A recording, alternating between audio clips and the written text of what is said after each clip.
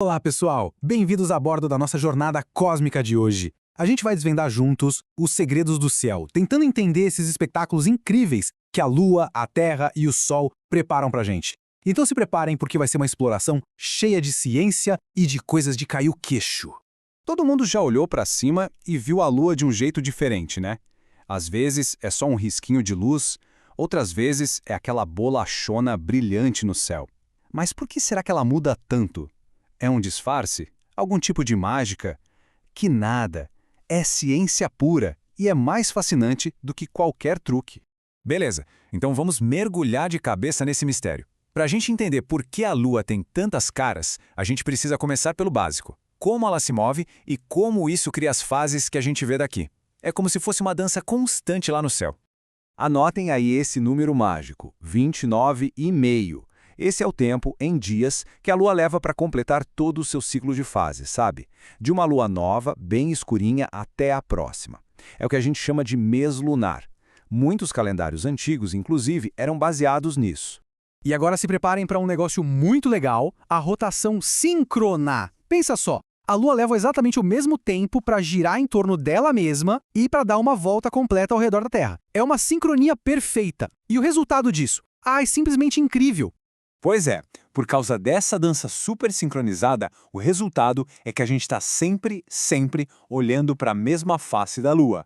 Não importa onde a gente esteja no planeta, aquele famoso lado oculto da Lua continua sendo um mistério para quem está aqui na Terra. Demais, né? Então, o grande segredo das fases é a iluminação. Não é que a Lua muda de forma. O que muda é o quanto da sua parte iluminada pelo Sol a gente consegue ver daqui. O ciclo começa na Lua nova, toda escura para nós. Aí ela vai crescendo, passa pelo quarto crescente, chega no auge, na lua cheia, e depois começa a emagrecer de novo, nas fases minguantes, até sumir e começar toda outra vez. É um ciclo perfeito. Mas e quando essa dança entre Sol, Terra e Lua se alinha de um jeito perfeito? Aí a mágica acontece de verdade. Temos um eclipse. É um verdadeiro jogo de luz e sombra, só que numa escala gigantesca, planetária. A física por trás disso é super simples. É a mesma coisa de quando a gente faz sombra com a mão na parede. Um objeto entra na frente da luz e cria uma área escura logo atrás. A diferença é que, no espaço, os objetos são planetas e luas. E as sombras? Bom, as sombras são enormes.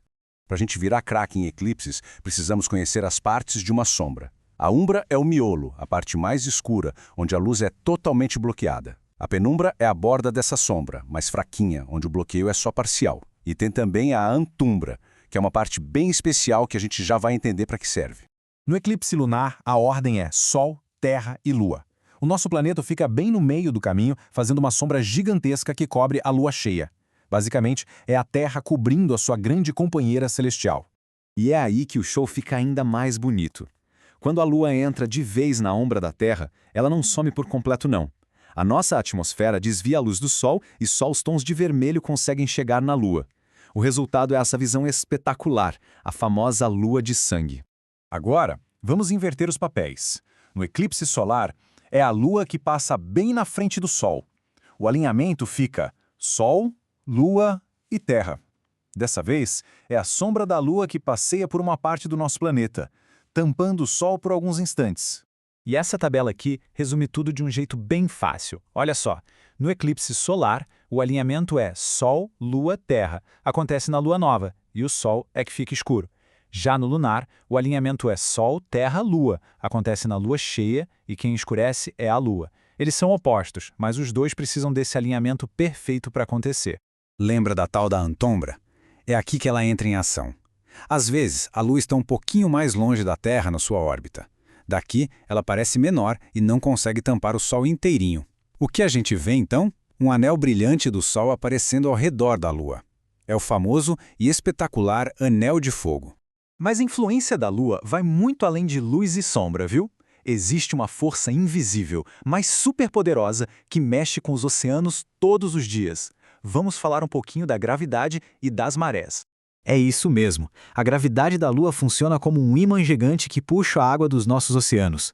Ela cria uma espécie de calombo de água do lado da Terra que está virado para ela e outro do lado oposto. E conforme a Terra vai girando, a gente passa por esses calombos, o que causa as marés alta e baixa. E o Sol também participa dessa história.